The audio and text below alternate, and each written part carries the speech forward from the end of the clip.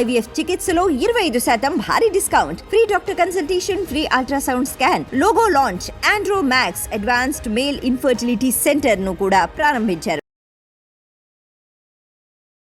చాలా మందికి ఏమంటే మామూలు ప్రజలకు అపోహ అనమాట. కాంటాక్ట్ లెన్సు, ఇంట్రాక్యులర్ లెన్సు ఒకటే అనుకుంటూ ఉంటారనమాట.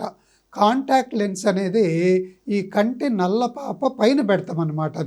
అది ఒక సన్న ప్లాస్టిక్తో తయారు చేస్తాం. యూజువల్గా ఏమంటే సాఫ్ట్ కాంటాక్ట్ లెన్స్లు వాడుతూ ఉన్నామన్నమాట. అంటే రోజు ఉదయం పెట్టుకొని మళ్ళీ రాత్రో ఈవినింగో తీసేయాల్సి ఉంటుంది. అలాగా ప్రతి 6 నెలలకో సంవత్సరానికో మార్చాల్సి ఉంటుంది. అలాగే నెల తర్వాత వచ్చే లెన్సు, అలాగే వారానికి వాడే లెన్సు, ఇటువంటివన్నీ కూడా ఉంటాయి. సో ఇవన్నీ కూడా టెంపరరీ అన్నమాట. అలాగే ఈ ఇంట్రాక్యులర్ లెన్స్ అంటే అదేమో పర్మనెంట్ లెన్స్ అనమాట. కంటి లోపలే అమర్చేస్తాం. ఇంకా అది లైఫ్ లాంగ్ ఉంటుంది అనమాట. తర్వాత క్లారిటీ కూడా ఉంటుంది, రోజు తీయాల్సిన అవసరం లేదనమాట. కాకపోతే ఎప్పుడన్నా కంటి ఆ లెన్స్ వెనకాల పొర వస్తే ఆ పొరను ఏం చేస్తామంటే లేజర్తో క్లీన్ చేస్తామన్నమాట. సో అందువల్ల కాంటాక్ట్ లెన్స్ అనేటువంటిది వేరు, ఇంట్రాక్యులర్ లెన్స్ అనేటువంటిది వేరు.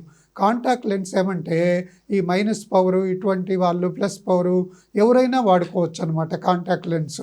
అదే ఇంట్రాక్యులర్ లెన్స్ అయితే ఓన్లీ ఫర్ క్యాట్రాక్ట్ ఆపరేషను అయినటువంటి వాళ్ళకే మేము ఈ యొక్క ఇంట్రాక్యులర్ లెన్స్ అనేటువంటిది పెడతామన్నమాట. అది కూడా పర్మనెంట్ లైఫ్ లాంగ్ ఉంటుంది అనమాట. సో అందువల్ల అవి రెండు వేరు. సో అందువల్ల పేషెంట్లు అనేటువంటి వాళ్ళు అపోహ పడకూడదు అనమాట. ప్లస్ కాస్ట్ కూడా తక్కువ ఉంటుంది కాంటాక్ట్ లెన్స్. సో ఇంతకుముందు చెప్పినట్టు 1949లోనే డాక్టర్ రిడ్లీ అనే కంటి శాస్త్రవేత్త ఈ యొక్క ఇంట్రాక్యులర్ లెన్స్ కనుగొన్నారు. కాకపోతే ఇప్పటిలాగా అంటే శాస్త్ర విజ్ఞానము బాగా పెంపొందించడము, తర్వాత టెక్నాలజీ పెరగడము, ఈ మైక్రోస్కోప్ ఇవన్నీ అభివృద్ధి చెందడము, తర్వాత సూచనలు ఇటువంటి అనేక సన్నటి దారాలు అభివృద్ధి చెందడము, తర్వాత కొన్ని రకాల పదార్థాలు కంటి లోపల విస్కో ఎలాస్టిక్ సబ్స్టెన్సెస్ అంటాము. సో అవన్నీ తయారు కావడము, కొన్ని మందులు, తర్వాత ఇటువంటి అన్నీ కూడా బాగా డెవలప్ కావడం వల్ల సో ఇప్పుడు ఏమైందంటే ఈ యొక్క 2-3 దశాబ్దాల నుంచి చాలా ఎక్కువగా ఈ యొక్క ఐఓఎల్ ఆపరేషన్లు అనేటువంటివి జరుగుతున్నాయి. దాదాపు మన ప్రపంచంలో సంవత్సరానికి 5-6 కోట్ల మంది ఈ యొక్క ఆపరేషన్లు అనేటువంటివి చేయించుకుంటున్నారనమాట. సో అప్పుడేమంటే టెక్నాలజీ, తర్వాత ఇంకోటి అవగాహన కూడా అనమాట. పేషెంట్లకు అవగాహన కూడా ఇప్పుడు ప్రతి ఒక్కరికి కూడా ఆల్మోస్ట్ ఆపరేషను కావాలన్న ప్రతి ఒక్కరికి కూడా తెలుసు అనమాట. ఎక్కడో కొంతమందికి తప్ప ప్రతి ఒక్కరు కూడా. ఈవెన్ ఒక్కోసారి మోనోఫోకలు, మల్టీఫోకలు, ఒక్కోసారి ఈడిఓఎఫ్ లెన్స్ అని వాళ్ళే పేషెంట్లు, అంటే గూగుల్ నాలెడ్జీ ఇటువంటి అన్ని పెరగడం వల్ల పేషెంట్లు కూడా ఒక్కోసారి అడుగుతూ ఉన్నారనమాట. సో అందువల్ల ఇటువంటి మార్పులన్నీ టెక్నాలజీ డెవలప్మెంట్స్, తర్వాత అదేవిధంగా ఈ యొక్క మైక్రో సర్జరీలో శిక్షణ పొందినటువంటి డాక్టర్లు అందరూ కూడా ఎక్కువగా అవైలబుల్ ఉండడం వల్ల పూర్వం ఏమంటే ఎక్కడో కొద్దిగా మందే ఉండేవాళ్ళు. ఇప్పుడు ప్రతి మండలానికి కూడా, ప్రతి జిల్లాకు అనేక మంది ఈ యొక్క మైక్రో సర్జరీలో తర్ఫీదు పొందినటువంటి నేత్ర వైద్యులు ఉండడం వల్ల ప్రతి చోట కూడా ఈ యొక్క ఆపరేషన్లు, మోడర్న్ మైక్రో సర్జరీ ఆపరేషన్లు చేస్తున్నాం. అందువల్ల ఇప్పుడు ఈ ఐఓఎల్ సర్జరీ అనేది ఎంతో డెవలప్ అయింది. ఒక్కోసారి ఏమవుతుందంటే పుట్టుకతోనే కూడా కొంతమంది పిల్లలకు శుక్లాలు వస్తాయి అన్నమాట. వాటిని కంజెనిటల్ క్యాట్రాక్ట్స్ అంటాం. సో వాళ్ళకేమంటే ఎంత తొందరగా ఆపరేషన్ చేస్తే అంత మంచిదన్నమాట. కాకపోతే పుట్టుకతోనే శుక్లాలు వచ్చినటువంటి వాళ్ళకు కూడా ఆపరేషన్ చేసి వాళ్ళకు కూడా కంటి లోపల స్పెషలైజ్డ్ లెన్సెస్ అంటాం, అంటే కొద్దిగా చిన్నగా ఉండి తర్వాత వాళ్ళల్లో ఏమంటే కాంప్లికేషన్లు ఎక్కువగా వచ్చే అవకాశం ఉంటుంది అన్నమాట చిన్నపిల్లలు. ఎందుకంటే వాళ్ళ ఇమ్యూనాలికల్ రియాక్షన్ అనేది ఎక్కువగా ఉంటుంది. అంటే మేము లెన్స్ పెట్టాలంటే ఒక పొర ఉంటుంది అనమాట, ఆ పొర మీదనే పెడతాం. సో వీళ్ళల్లో ఏమవుతుందంటే ఆ పొర చాలా గట్టిగా, మందంగా, దృఢంగా, తర్వాత ఒపాసిఫైడ్గా తయారవుతుంది అనమాట. సో దానికి ఏమంటే లేజర్ కిరణాలు ఇవ్వాల్సి వస్తుంది. అందువల్ల ఏమంటే ఆపరేషన్ చేసేటప్పుడు చేసేటప్పుడే ఆ పొరకు చిన్న రంధ్రం కూడా చేస్తామన్నమాట. అలాగే ఈ యొక్క ఐఓఎల్ పవర్ క్యాలిక్యులేషన్ అన్నాం. ఆ క్యాలిక్యులేషన్లో కూడా ఎంతో వీళ్ళల్లో చిన్నపిల్లలు మనకు వచ్చిన దానికన్నా కూడా తగ్గియాలన్నమాట. వాళ్ళల్లో డెవలప్మెంటు మామూలుగా కంటి పొడవు అనేటువంటిది 23 మిల్లీమీటర్ల నుంచి 24 మిల్లీమీటర్ల వరకు ఉంటుంది. సో వాళ్ళల్లో ఏమవుతుందంటే అప్పుడే పుట్టిన వాళ్ళకి కాబట్టి 18, 17, 19 ఇట్లా ఉంటుందన్నమాట. సో ఇంతకుముందు చెప్పినట్టు 1 మిల్లీమీటర్కు మనము 2 లేక 3 పవర్ తేడా వస్తుందన్నమాట. సో వీళ్ళకి కూడా మళ్ళీ స్పెషల్ ఫార్ములాలు వాడతామన్నమాట. ఐఓఎల్ క్యాలిక్యులేషన్ ఫార్ములాస్ అంటాము. అంటే SRK2 అని, బింకాస్ట్ అని, తర్వాత బ్యారెట్ ఫార్ములా అని, ఇట్లా హెల్లాడే ఫార్ములా అని రకరకాల ఫార్ములు వాడతాం. అవన్నీ కూడా ఏమంటే సాధారణ సైజు ఉన్నటువంటి కంటికి మాత్రమే బాగా పనిచేస్తాయి అన్నమాట.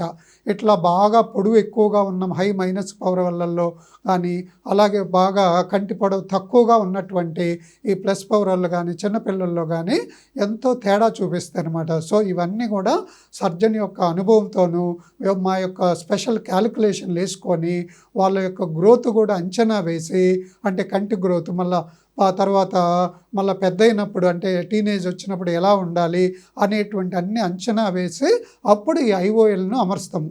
ఒకవేళ ఐఓఎల్ అమర్చలేదు అనుకో మళ్ళీ కాంటాక్ట్ లెన్స్ కానీ పెద్ద అద్దాలు కానీ వాడాలి. అలాగే సెకండరీ ఐఓఎల్ ఇంప్లాంటేషన్ వాడాలి. సో కంటి ఫోకస్ కావాలి అంటే మనము లోపల అద్దం ఉండాలి.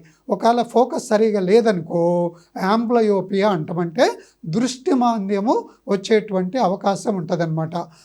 ఆ దృష్టి మాంద్యం రాకుండా ఉండాలి అంటే దాదాపు సరైనటువంటి పవర్ గల ఈ యొక్క ఐఓఎల్ అనేది వీళ్ళల్లో కూడా అమరుస్తామని. కాకపోతే కంటి సైజుని బట్టి కొద్దిగా చిన్న సైజు అటువంటి అవైలబుల్ చూసుకొని ఆ విధంగా మేము చిన్నపిల్లల్లో కూడా శుక్లాలు వస్తే వాళ్ళకు కూడా ఐఓఎల్ అనేది అమరుస్తూ ఉన్నామన్నమాట.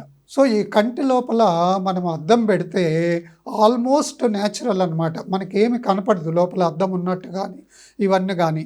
అంటే ఫస్ట్ 1 or 2 months అప్పుడు బాగా రుద్దడము, తర్వాత నలపడము అటువంటివి చేయకూడదు. ఒకవేళ చాలా సున్నితంగా చేసుకోవాలి. ఎందుకంటే గట్టిగా రుద్దితే ఆ గాయంలో తేడా అయ్యే అవకాశం ఉందన్నమాట. మామూలుగా చేసుకునే పనులన్నీ కూడా చేసుకోవచ్చు అనమాట. మామూలుగా తిరగవచ్చు, ఇంట్లో చేయొచ్చు, ఇవి కళ్ళజోడు పెట్టుకోవచ్చు, బయట తిరగడము, ఒకవేళ స్నానం చేసినా ఇవి చేసినా. కాకపోతే వ్యాయామం అటువంటి ఒక 2-3 నెలల వరకు చేయకూడదు. అలాగే స్విమ్మింగ్ అటువంటివి కూడా ఆపరేషన్ అయిన తర్వాత ఎక్కువగా చేయకూడదు.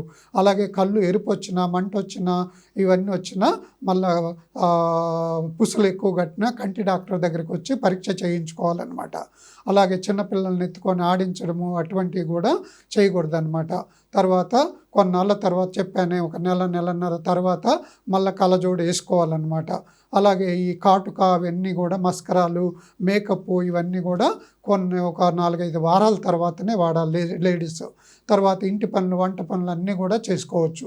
కాకపోతే ఇట్లా నీళ్ళని కళ్ళ మీద పేసుకోవడం అటువంటి ఫస్ట్ ఒక 1 or 2 weeks అటువంటి చేయకూడదు అనమాట. తుడుచుకోవాలన్నా కూడా వేడి నీళ్ళలో గుడ్డ పెట్టి కర్చీఫ్ పెట్టి మెల్లగా తుడుచుకోవాలి. కడగడము అటువంటి అన్నీ కూడా ఎక్కువగా కడగకూడదు అనమాట. తలస్నానం అటువంటివి కూడా ఒక 2-3 వారాల తర్వాత చేయాలి. స్విమ్మింగ్ అటువంటివి కూడా 2-3 వారాల తర్వాతనే చేయాలి. స్మోకింగు, డ్రింకింగు అటువంటి అన్నీ కూడా మానేయాలి. నాన్ వెజ్ ఇటువంటి అన్నీ కూడా ఎక్కువగా తీసుకోకూడదు అనమాట. చేసిన వైపు పడుకోకూడదు అనమాట. తర్వాత చిన్నపిల్లల్ని ఎత్తుకొని ఆడించడం అటువంటి చేయకూడదు. ఎందుకంటే పొరపాటున వాళ్ళు తగిలేటువంటి అవకాశం ఉంది. ఒకవేళ మిగతా కంటికి ఆపరేషన్ చేయకుండా ఉన్న కంటికి ఏదన్నా గ్లకోమా ఇటువంటి జబ్బులు ఉంటే ఆ మందులు కూడా వాడుకుంటూ ఉండాలి. చేసిన వైపు పడుకోకూడదు.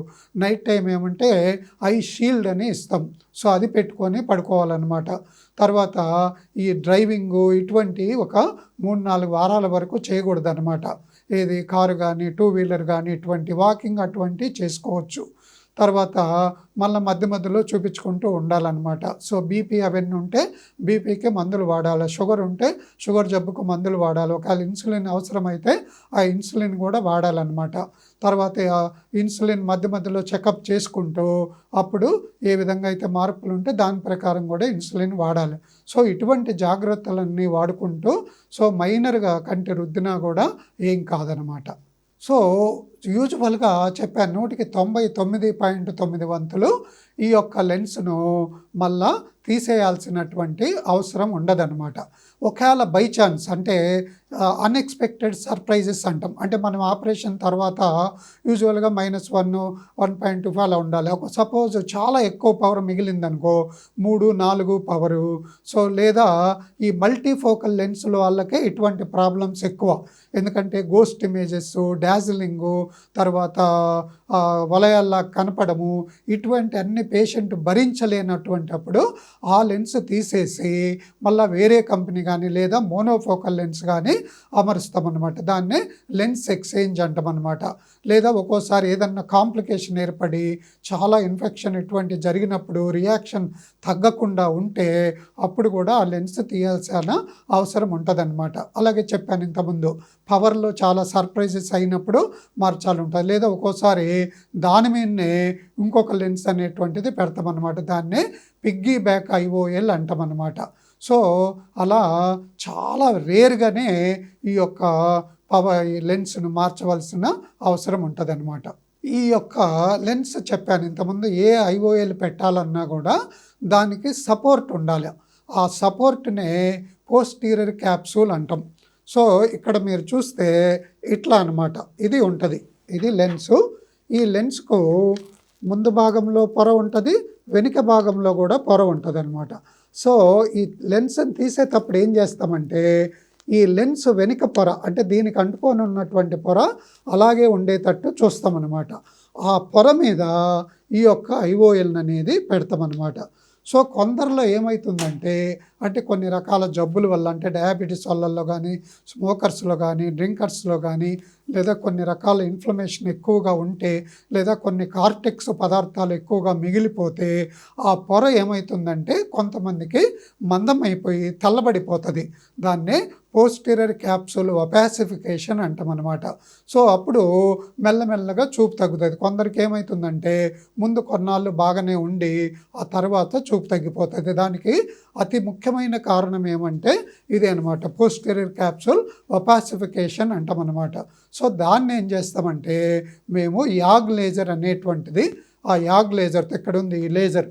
సో దీంతో మేము 1 నిమిషంలోనే దాన్ని మళ్ళీ ఆ పొరనంతా కూడా సెంటర్లో కరిగించి మళ్ళీ క్లియరెన్స్ చేస్తాం. అది కూడా తక్కువలోనే ఒక 1500, 1000, 2000లోనే అయిపోతుంది. ఒక 3 మినిట్స్లోనే అయిపోతుంది. మళ్ళీ పేషెంట్ కొన్ని రోజులు మందులు వాడి అంటే వారం 10 రోజులు మళ్ళీ మామూలు కళ్ళజోడు కానీ ఆయన వాడుతున్నటువంటి దాన్ని పెట్టుకోవచ్చు అనమాట. సో అందువల్ల ప్రతి ఒక్క పేషెంట్కు రిక్వెస్ట్ ఏమంటే ముందు చూపు బాగా ఉండి IOL పెట్టుకున్న తర్వాత కొన్నాళ్ళ తర్వాత చూపు తగ్గిపోయింది అంటే ఎక్కువ మందిలో ఇది అనమాట 100కి 15 నుంచి 30 మందిలో వస్తుంది. సో ఇప్పుడు ఏమంటే కొద్దిగా తగ్గింది. అందువల్లనే ఆ కార్టెక్స్ పదార్థాన్ని అంతా కూడా ఫుల్ క్లీన్ చేయాలి. సో ఎక్కడ కూడా దాన్ని ఉండకుండా చూసుకోవాలి. సో అలా చేస్తే ఇప్పుడు చాలా వరకు తగ్గుముఖం పట్టిందనమాట. అలాగే ఈ హైడ్రోఫోబిక్ మెటీరియల్ వాడడం వల్ల కూడా కొంతవరకు, అలాగే దాన్ని స్క్వేర్ ఎడ్జ్ అంటాం. అంటే లెన్స్ చుట్టూ కూడా స్క్వేర్ లాంటి ఎడ్జ్ని తయారు చేస్తారనమాట ఇది మ్యానుఫ్యాక్చర్స్. దానివల్ల కూడా ఇప్పుడు ఈ యొక్క పోస్టీరియర్ క్యాప్సూల్ ఒపాసిఫికేషన్ అనేది తగ్గింది. తర్వాత అలాగే ఆ పోస్టీరియర్ క్యాప్సూల్ను ఆపరేషన్ అయిన తర్వాత లైట్గా పాలిష్ చేస్తామన్నమాట. ఆ కణాలు ఏమి ఫైబర్లు ఇటువంటి ఏమీ ఉండకుండా అనమాట. సో ఇవన్నీ అలాగే కొన్ని రకాల మందులు కూడా వాడతామన్నమాట. స్టెరాయిడ్ కానీ తర్వాత నాన్ స్టెరాయిడల్ మందులు ఇవన్నీ వాడినా కూడా తొందరగా ఇన్ఫ్లమేషన్ తగ్గి ఆ యొక్క పొర రాకుండా ఉంటుందన్నమాట. సో అందువల్ల ఇట్లా అనేక రకాలుగా వాడి ఇప్పుడు ఆ పొర ఏర్పడడం అనేది తగ్గిస్తున్నాము. అలాగే పొర వచ్చినా కూడా ఒక 2-3 నిమిషాలలోనే ఈ యాగ్ లేజర్ అనేటువంటిది వాడి ఆ పొరను నయం చేస్తున్నాం అనమాట. మళ్ళీ చూపు ఇంప్రూవ్ అవుతుంది, మళ్ళీ లైటింగ్ కూడా పెరుగుతుంది అనమాట. ఇంతకుముందు చెప్పినట్టు ఇంతకుముందు దీని గురించే మొత్తం కూడా జవాబు చెప్పామన్నమాట. ఇది తెల్లబడిపోతే దాన్ని మళ్ళీ యాగ్ లేజర్తో నయం చేయొచ్చు అని. సో చాలామందికి అపోహ ఏమంటే ఇది లోపల అద్దం పెడితే ఇంకా మేము కళ్ళజోడు పెట్టాల్సిన అవసరం ఉండదు అని. ఇది చాలా చాలా అపోహ, చాలా చాలా నిజం కాదు. ఎందుకంటే ఆపరేషన్ అయిన తర్వాత కూడా ఈవెన్ మీరు ₹1,00,000 అంటే మల్టీఫోకల్ ఐఓఎల్ పెట్టుకున్నా కూడా మళ్ళా చాలా దగ్గర చూపు కావాలి, క్లియరెన్స్ కావాలి అంటే మళ్ళా 100కి 20-30 మందికి కళ్ళజోడు వాడాలి. అదే మోనోఫోకల్ అయితే 100కి 60-70 మందికి కళ్ళజోడు వాడాలన్నమాట.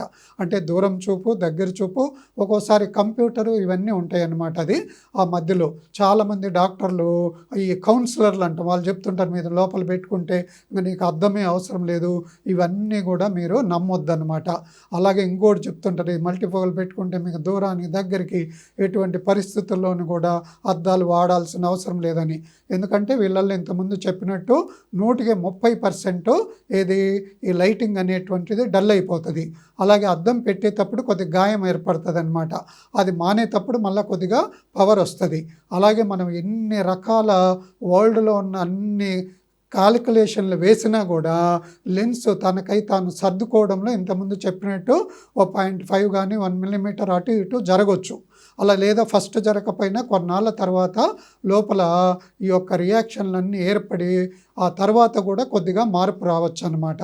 సో అందువల్ల 100కి 30 నుంచి 70 మందిలో ఈ యొక్క కళ్ళజోడు అనేటువంటిది వాడాలి. చాలామంది బయట బోర్డు కూడా వేసుకొని ఉంటారు కొంతమంది. పేషెంట్లకేమో తెలియదు లోపల అద్దం పెట్టి ఎటువంటి అద్దం అవసరం లేదనేది. అటువంటిది మీరు నమ్మవద్దన్నమాట. ఈవెన్ మల్టీఫోకల్ పెట్టుకున్నా, ఈడిఓఎఫ్ పెట్టుకున్నా, ఎన్ని పెట్టుకున్నా కూడా మళ్ళా కొద్దిగా పవర్ అనేటువంటిది, కొద్దిగా పవర్ అయినా కళ్ళజోడు అనేటువంటిది అవసరం. అంటే షార్ప్ ఇమేజ్నెస్ కోసము, ఆ తర్వాత క్రిస్టల్ క్లారిటీ కోసము అటువంటి అవసరం అనేటువంటిది మళ్ళీ అద్దాలు వాడాల్సిన అవసరం ఉంటుంది. ఇది కూడా చాలా ముఖ్యమైనదండి. పూర్వం ఏమంటే ఎక్కువ భాగము ఇది ఇంట్రాక్యులర్ లెన్స్ అమర్చేవాళ్ళు కాదు 80 లోపల వరకు కూడా. సో అటువంటి వాళ్ళు కూడా ఇప్పుడు మళ్ళా లోపల ఐఓఎల్ అమర్చుకోవచ్చు అనమాట. దాన్నే సెకండరీ ఐఓఎల్ ఇంప్లాంటేషన్ అంటాం. కాకపోతే కొన్ని పరిస్థితులు వీళ్ళకు అనుకూలంగా ఉండాలి లోపల. అంటే కొద్దిగా చూపు ఇంప్రూవ్ అయిన వాళ్ళకే మేము అద్దాలతో చూపు ఇంప్రూవ్ అవుతున్నటువంటి వాళ్ళకే మళ్ళా లోపల అమర్చుతాం. అలాగే ఈ డయాబెటిక్ వాళ్ళు ఉంటే డయాబెటిక్ రెటినోపతి, డయాబెటిక్ మ్యాక్యులోపతి అటువంటి జబ్బులు ఉండకుండా ఉండాలి. అలాగే మ్యాక్యులర్ డీజనరేషన్ అంటే చూపు కేంద్రమే వీక్గా ఉంటే అటువంటి వాళ్ళకు పెట్టినా కూడా ఉపయోగం లేదు. ఆ నల్లపాప అంటాం, అది కూడా ఇట్లా రౌండ్గా ఉండాలన్నమాట. ఇది అదేవిధంగా ఒక్కోసారి దీని ఫ్రంట్లోనే అమరుస్తామన్నమాట. అటువంటిది కొంత ఈజీ. దాన్నే anterior chamber AC IOL implantation అంటాం. దీని వెనుక భాగంలో పెట్టాలి అంటే పోస్టర్ ఛాంబర్లో ఆ లోపలి యొక్క పోస్టర్ క్యాప్సుల్ పొర కూడా సక్రమంగా ఉండాలన్నమాట. సో అటువంటి వాళ్ళు కూడా మళ్ళా కూడా లెన్స్ అమర్చుకోవచ్చును. ఇంకా వేరే పద్ధతి ఉంది, స్క్లీరల్ ఫిక్సేటెడ్ ఐఓఎల్ అంటాము. అది కొద్దిగా కాంప్లికేటెడ్ మెథడు, కొద్దిగా కష్టమైన మెథడు. సో ఆ పద్ధతిలో కూడా సెకండరీ ఐఓఎల్ అనేటువంటిది అమర్చవచ్చును అనమాట. సో ఇట్లా అమర్చిన తర్వాత కూడా మళ్ళీ మందులు ఇవన్నీ వాడుకోవాలి. అవసరమైతే కళ్ళజోడు కూడా వాడాలి. సో అందువల్ల ఇంతకుముందు చేసుకున్నటువంటి వాళ్ళు కూడా మళ్ళీ ఈ యొక్క ఆపరేషన్ చేసుకోవచ్చును.